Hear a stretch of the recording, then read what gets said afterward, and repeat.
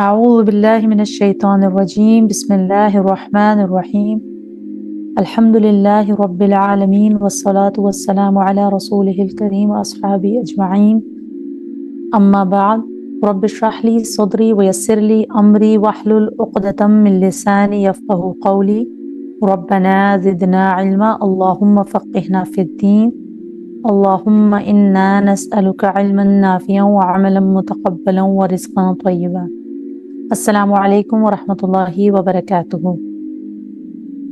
آج ہم لوگ سورۃ التکاثر کا آغاز کرتے ہیں انشاءاللہ۔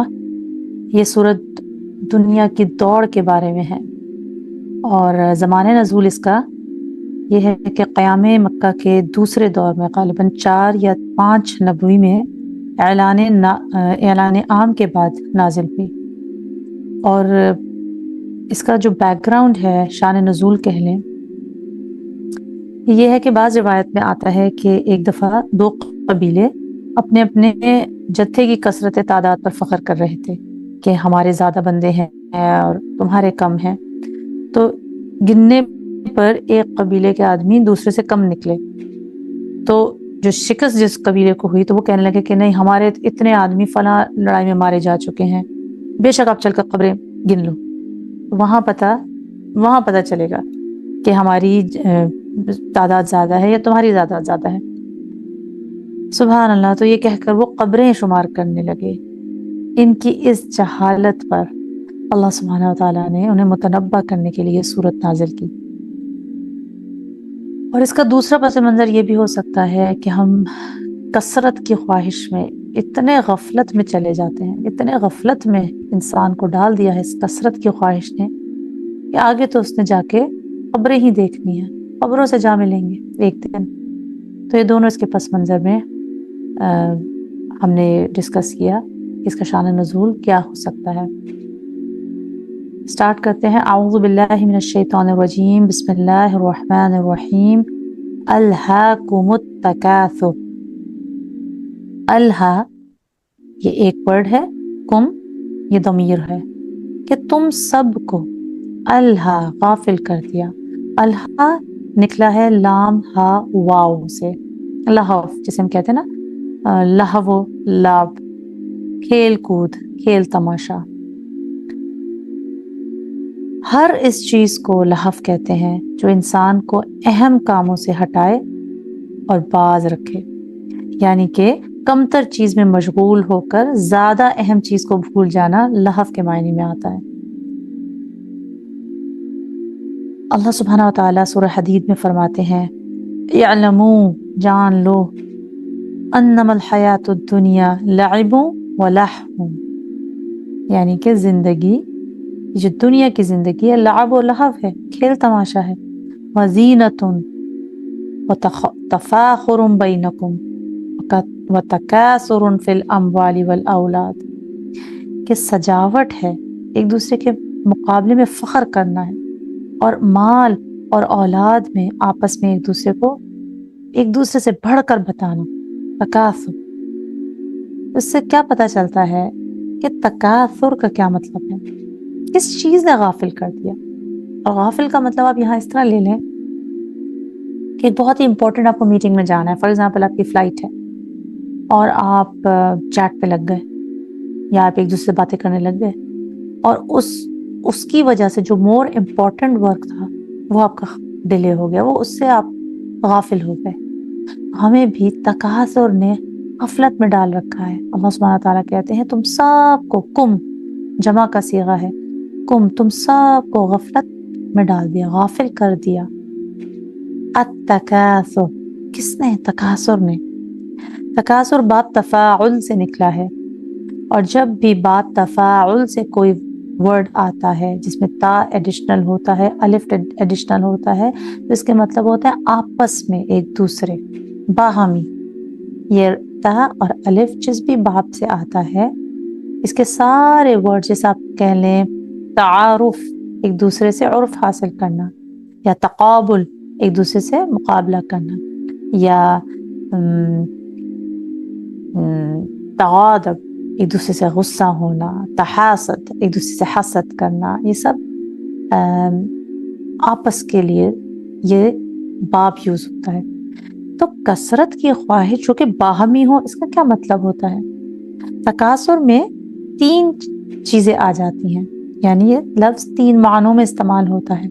نمبر 1، آدمی کوئی چیز زیادہ سے زیادہ حاصل کرنے کی کوشش کرے، یعنی کہ 10 کپڑے ہیں تو 10 اور، پوری کلوزٹ ہماری جوتوں سے بھری ہوئی ہے تو 2-4 اور، جب چاہے 2-4 اور، 2-4 بینک اکاؤنٹس ہیں تو 1-2 اور، 2-3 بزنسز رن ہو رہے ہیں تو 1-2 اور. یعنی کہ کبھی بھی اس کی کثرت کی جو خواہش ہے وہ ختم نہیں ہوتی، اور مزید، چاہے وہ جا ہو، چاہے وہ گھر ہو، چاہے وہ شہرت ہو، چاہے اولاد ہو، چاہے مال ہو، چاہے دنیاوی علم ہو. سبحان اللہ، اس کو آگے کی آگے کثرت کی خواہش غافل کر دیتی ہے. نمبر 2، لوگ کسی چیز کے حصول میں ایک دوسرے سے آگے نکلنے کی کوشش کریں، یعنی باہمی، یعنی اس کے پاس اگر بڑا گھر ہے تو میرے پاس تھوڑا اس سے بڑا گھر ہو، ان کی بچیوں کی شادیاں 5 سٹار ہوٹل میں ہو یا میرے بچوں کی بھی 7 سٹار ہوٹل میں ہو. اس طرح ایک دوسرے سے کثرت سے آگے بڑھنے کی خواہش دنیاوی معنوں میں، کیونکہ ایسا علم جو نقصان دہ ہو اس میں ہم آگے بڑھنے کی خواہش نہیں رکھ سکتے، مگر ایسا علم جو لوگوں کو نفع دے اس کے لیے تو اور سے اور مانگنے کی دعا سکھائی گئی ہے ہمیں، ربی زدنی علما. اور ایک حدیث ہے جس کا مفہوم ہے کہ دوسرے انسان سے حسد نہ کرو، کسی چیز میں حسد نہ کرو سوائے 2 چیزوں کے. ایک وہ علم جو تم نے سیکھا اور آگے سکھایا اور جس سے دوسروں کو نفع پہنچا، یہ میں مفہوم بیان کر رہی ہوں. اور دوسرا وہ مال جو اللہ سبحانہ تعالیٰ نے دیا اور وہ آپ دوسروں کی مدد میں خرچ کرتے ہیں، اللہ کی راہ میں خرچ کرتے ہیں. ان دونوں میں حسد، وہ بھی پازیٹیو حسد، رشک کرنا، وہ تو چاہیے ہمیں. وہ کہتے ہیں نا کہ دین میں ہمیشہ اوپر والے کو دیکھو اور دنیا میں ہمیشہ نیچے والے کو دیکھو. تو دوسری چیز کیا آئی تکاثر میں؟ لوگ کسی چیز کے حصول میں ایک دوسرے سے آگے نکلنے کی کوشش کریں. اور تیسری چیز جو تکاثر میں آتی ہے وہ ہے کہ ایک دوسرے پر فخر جتلائیں. سبحان اللہ، کہ دوسرے کے مقابلے میں انہیں فلاں چیز کثرت سے حاصل ہے. تو یہ چیزیں آج کل کے زمانے میں اگر ہم دیکھیں، ایک دوسرے کی جابز، ایک دوسرے کے برانڈز، ایک دوسرے کے یوٹیوب فالوورز، ایک دوسرے کی پیئر پریشر میں آ کے ایک دوسرے کی ایکٹیویٹیز، ایک دوسرے کی بس جو دنیاوی ہمیں تکاثر نے غافل کر دیا امپورٹنٹ ہمارا جو مقصد ہے اس دنیا میں آنے کا. نمبر 2 آیت دیکھتے ہیں، حتی زرتم المقابر، یہاں تک کہ زرتم، یہ بھی 2 ورڈز ہیں. زر، اس کے روٹ ورڈز ہیں زا واو را. زارا یزور زیارتن، جیسے ہم زیارت کہتے ہیں، ہم زیارتیں کرتے ہیں، دیکھتے ہیں، تو یہ اس سے نکلا ہے، ملاقات کے لیے جانا، زیارت کرنا. حتیٰ کہ تم، ضمیر ہے سب کے لیے، جمع کے لیے یوز ہوتی، تم سب نے، یہ ماضی کا صیغہ ہے، تم سب نے جا دیکھیں قبریں، مقابر، مقبرہ کی جمع مقابر، قاف با را. اب اس کا کیا مطلب ہوا کہ دولت انسان کے پاس چاہے جتنی بھی ہو، اس کی طبیعت اس سے بھرتی نہیں، اور وہ بدستور مزید حاصل کرنے کی تگ و دو میں لگا رہتا ہے. یعنی ساری عمر انسان اپنی اسی تگ و دو میں کھپا دیتا ہے، اور مرتے دم تک یہ فکر اس کا پیچھا نہیں چھوڑتی.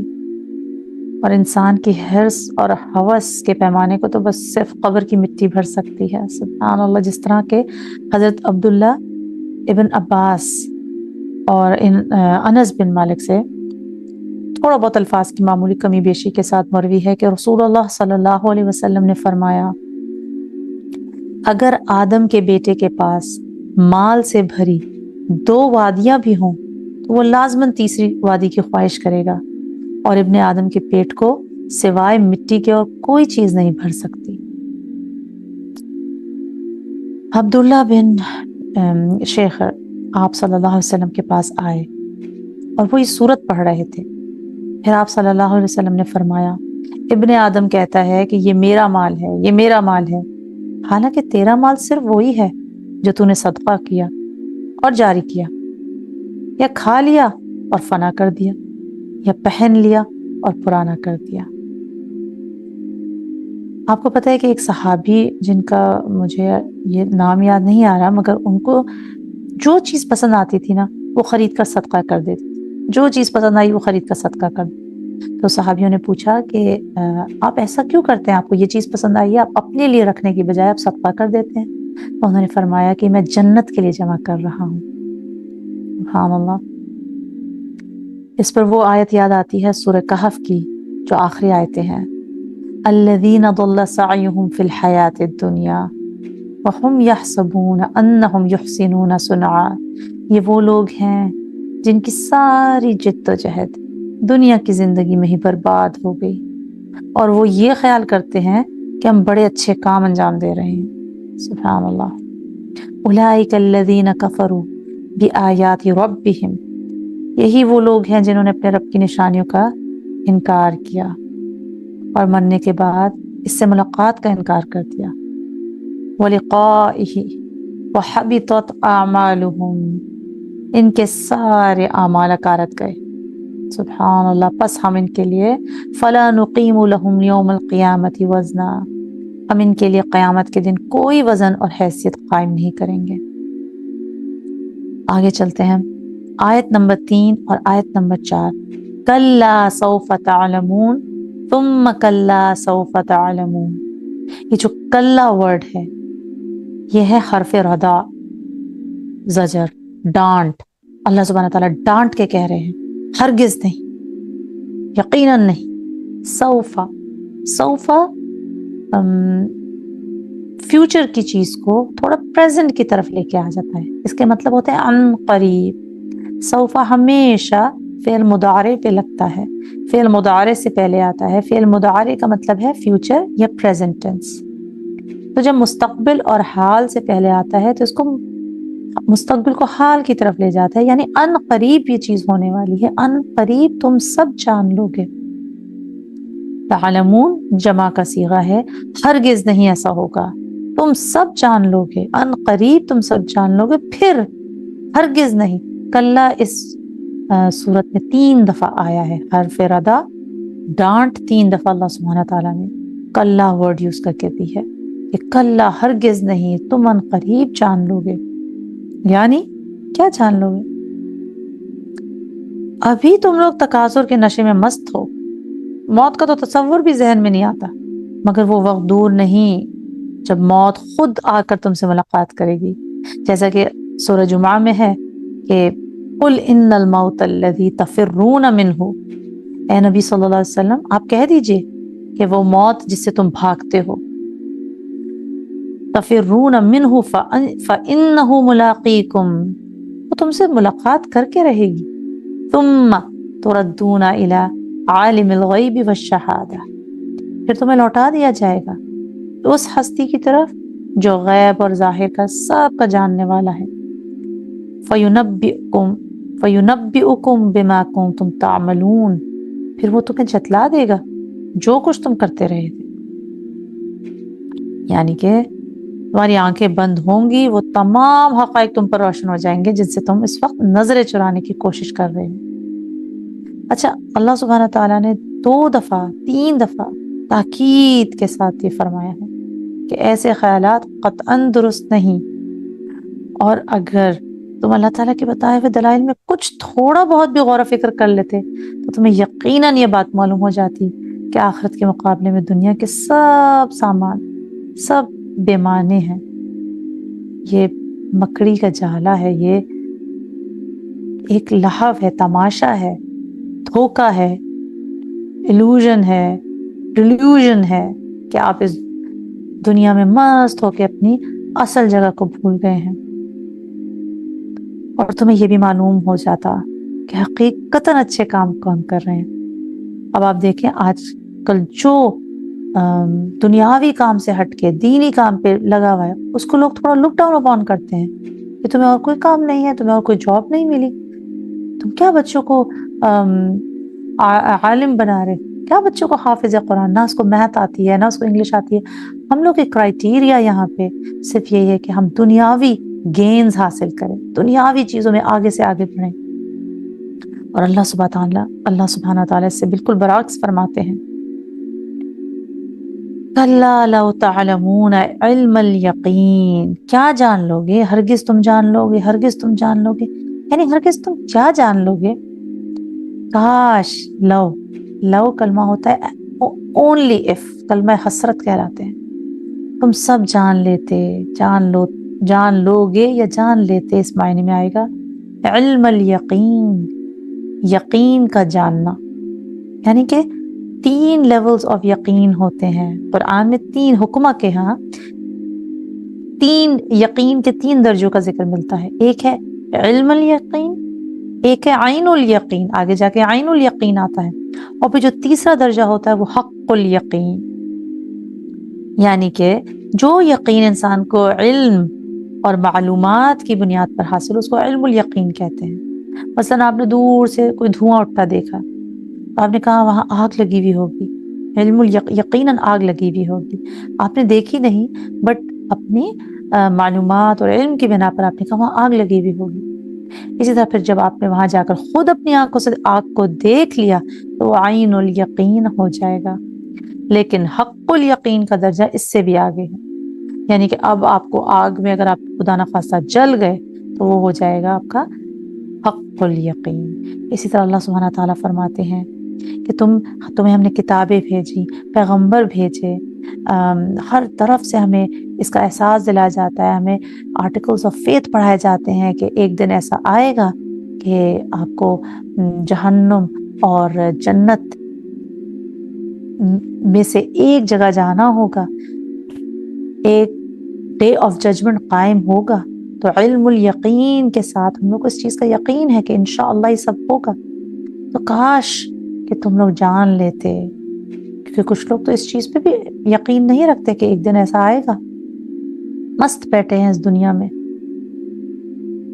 سبحان اللہ. تو اللہ سبحانہ تعالیٰ فرماتے ہیں کہ لَتَرَوُنَّ الْجَحِيمَ، بلا شبہ جب لا اور نون مشدد، شروع میں لا اور آخر میں نون مشدد کسی بھی فعل کے ساتھ آئے تو اس کا مطلب ہو جاتا ہے بلا شبہ، ضرور، ضرور با ضرور.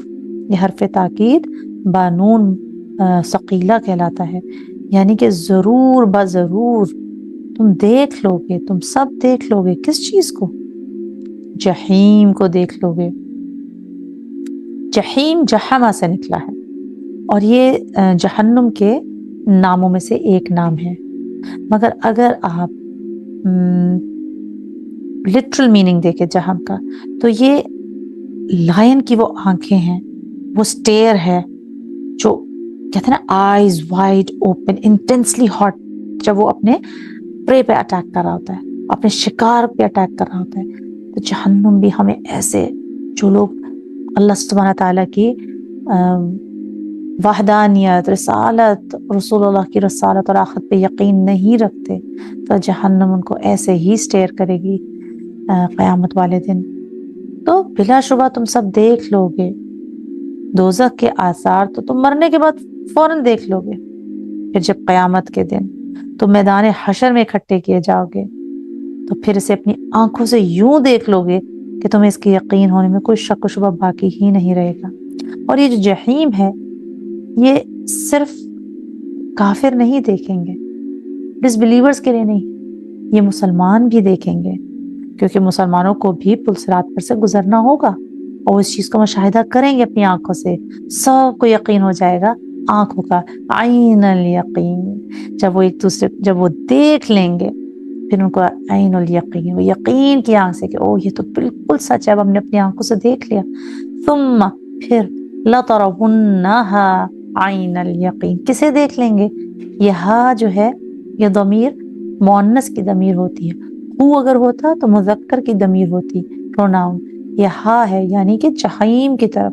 سارے جہنم اور جہیم کے نام فیمنن ہوتے ہیں. تو ہا، بلا شبہ تم ضرور دیکھ لو گے اس کو، یعنی جہنم کو. بھڑکتی آگ کو عین الیقین، یقین کی آنکھ سے دیکھ لو گے۔ جہنم کو دیکھنا آسان نہیں ہوگا۔ جہنم کی 70,000 لگامیں ہوں گی اور ہر لگام پر 70,000 فرشتے ہوں گے جو اس کو کھینچ رہے ہوں گے۔ دیکھنا ہی کتنا ہیبتناک ہوگا، سبحان اللہ۔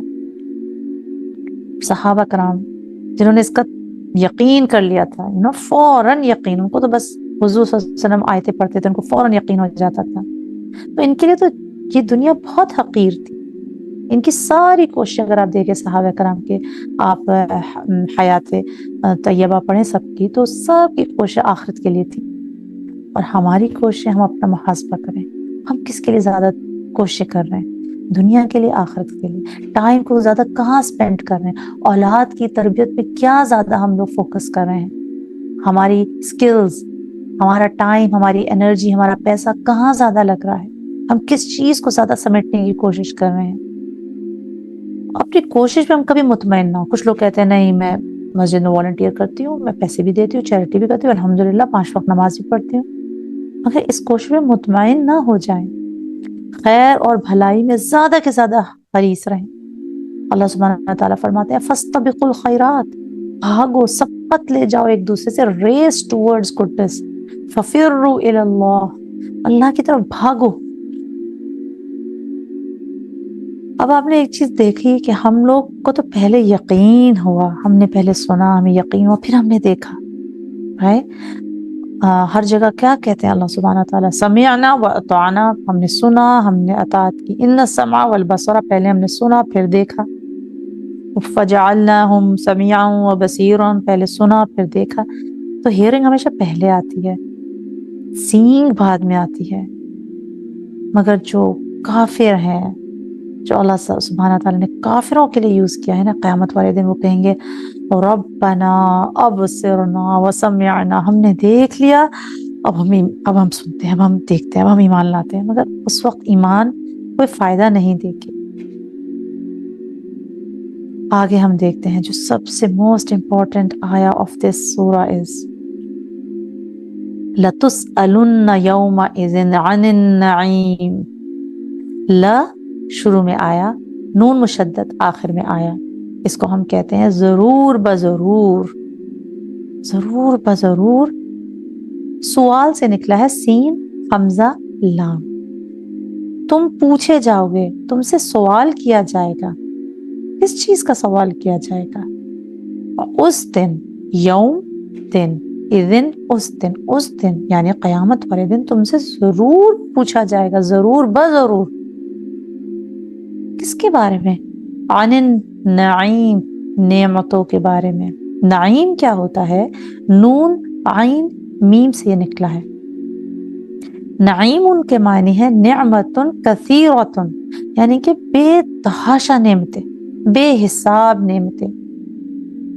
اور یہ جو سوال ہے نا، یہ صرف سوال جواب نہیں ہے، یہ حساب کتاب ہے، یہ جزا اور سزا تک ہمیں لے کے جائے گا۔ ایک ایک چیز کا سوال ہوگا۔ نعیم جو ہے وہ ویسے تو کہتے ہیں نعمتوں کو، راحت کو، عیش کو، اللہ سبحانہ تعالیٰ کی جتنی نعمتیں ہیں جو بے حساب نعمتیں ہیں۔ اگر آپ کو یاد ہو تو نام الانعام، سورہ انعام ہے، اونٹوں کو بھی نام کہا جاتا ہے۔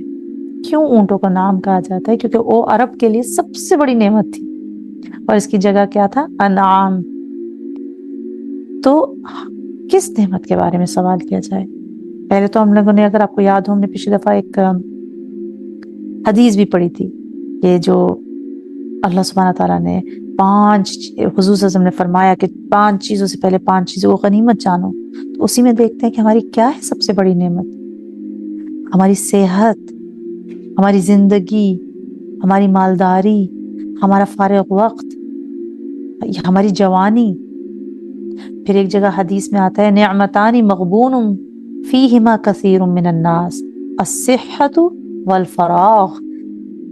2 بلیسنگز ایسی ہیں جو لوگوں کو، جس کے بارے میں، یعنی میں اس کا مفہوم بتا رہی ہوں کہ گڈ ہیلتھ، اچھی صحت، اور فری ٹائم، اور فارغ وقت، یہ لوگ اس کا فائدہ نہیں اٹھاتے اور پھر نقصان میں رہتے ہیں۔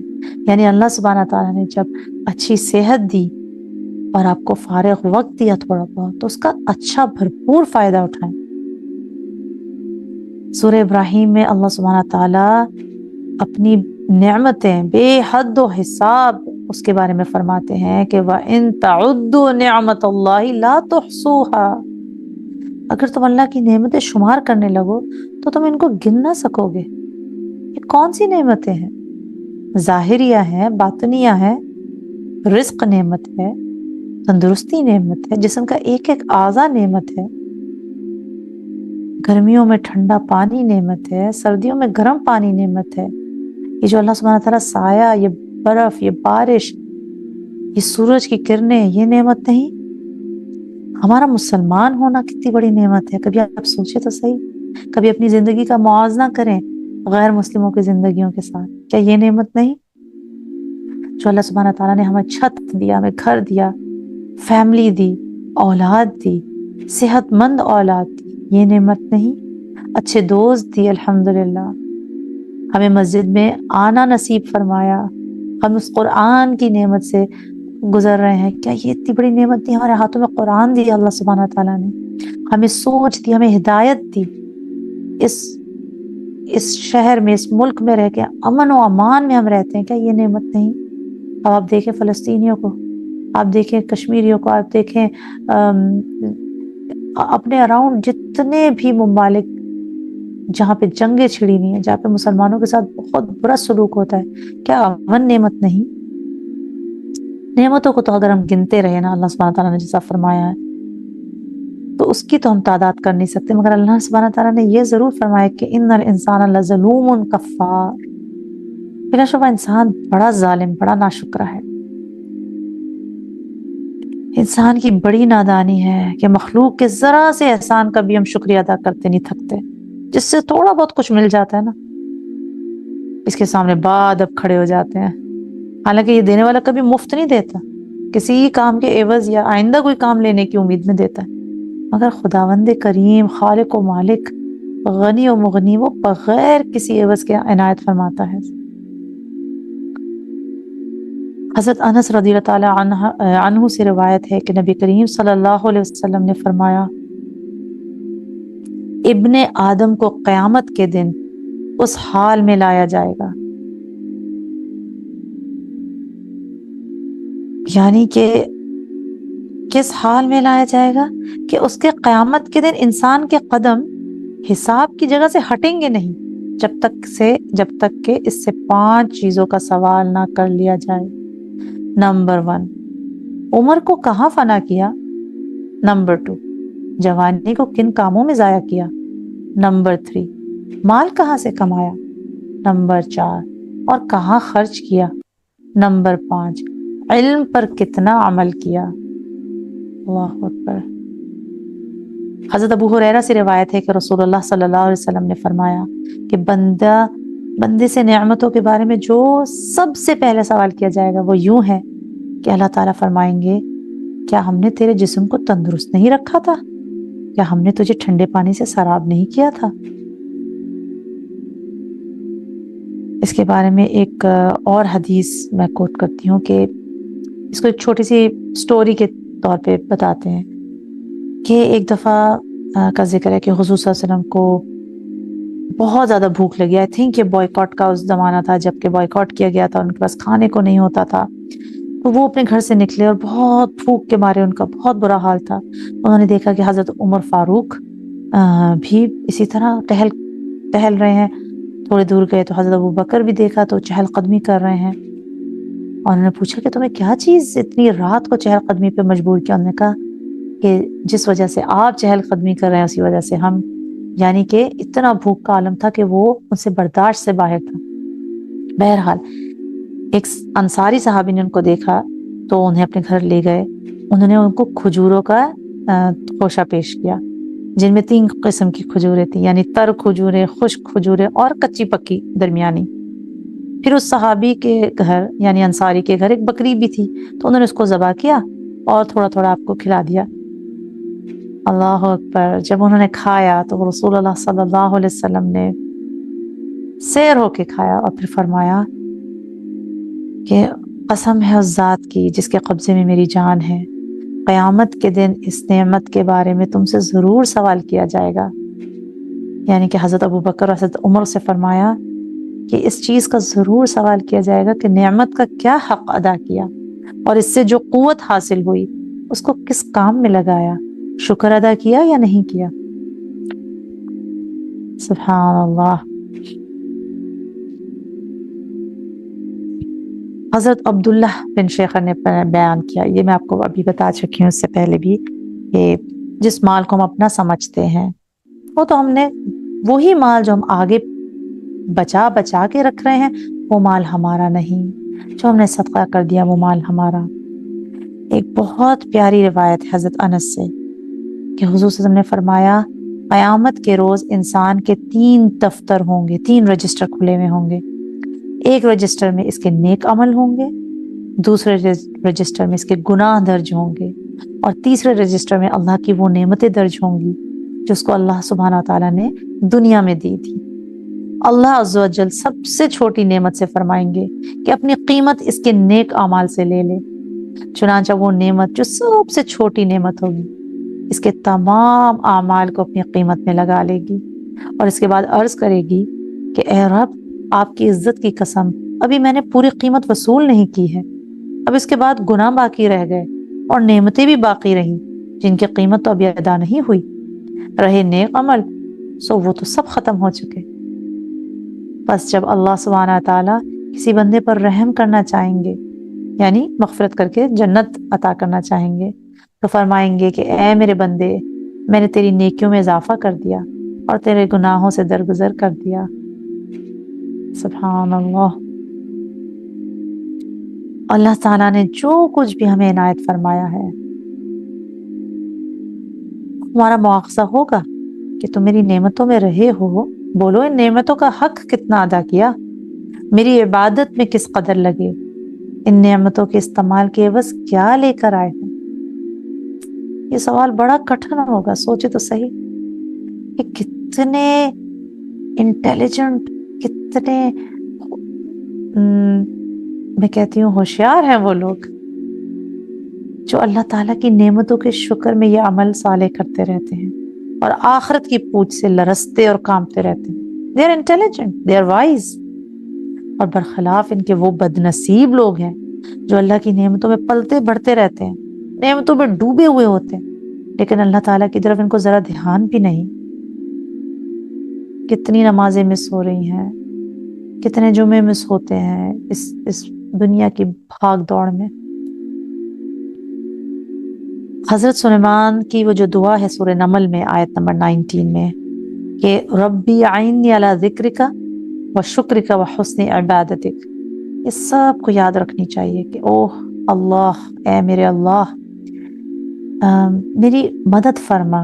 عون سے نکلا ہے، یہ وہی ہے نستعین، عون سے نکلا ہے کہ میری مدد فرما، اعنی علی ذکرک، تیرے ریمیمبرنس میں، تیرے ذکر میں میری مدد فرما، و شکرک، تیرے شکر میں میری مدد فرما کہ میں تیرا شکر گزار بندہ بن سکوں، و حسن عبادتک، اور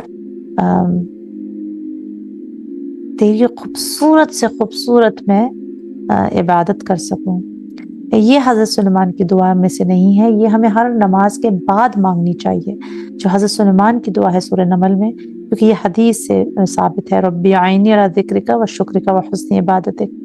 مگر جو حضرت سلیمان کی دعا ہے سورہ نمل کی آیت نمبر 19 وہ اس طرح ہے، وقال ربی، کہا سلیمان نے، حضرت سلیمان نے، اے میرے رب اوزعنی ان اشکر نعمتک التی انعمت علی وعلی والدی وان اعمل صالحا ترضاہ وادخلنی برحمتک فی عبادک الصالحین۔